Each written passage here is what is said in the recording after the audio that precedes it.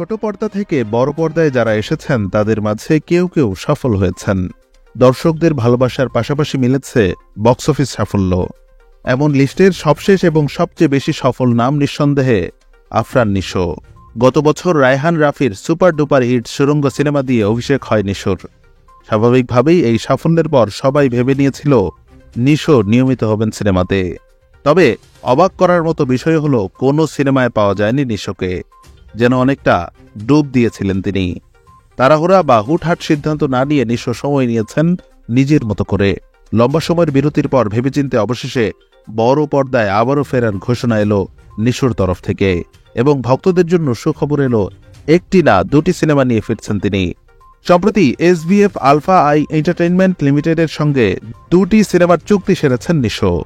এতদিন কেন light camera আর অ্যাকশনের জগৎ থেকে আড়ালে ছিলেন, এমন প্রশ্নের জবাবে প্রশংসিত এবং জনপ্রিয় এই অভিনেতা জানান, যে কোনো সৃষ্টিশীল কাজের সাফল্যের জন্য সময়টা খুবই প্রয়োজন। সিনেমার অপরিহার্য বিষয় হচ্ছে সব ক্ষেত্রের সঠিক সমন্বয়। সমন্বয় যতটা ভালো হবে সিনেমা ভালো হওয়ার সম্ভাবনা ততটাই বেড়ে যায়। সেজন্য তো সময় দিতেই হবে।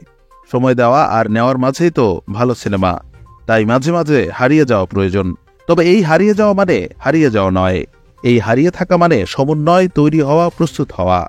হারিয়ে থাকা যেমন নিখোঁজ সংবাদের আভাস দেয়, তেমনি খুঁজে পাবার আগ্রহ সৃষ্টি করে।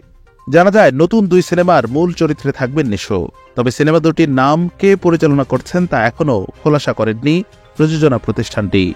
শিগগিরই আনুষ্ঠানিকভাবে ঘোষণা দেওয়া হবে বলে জানা গেছে।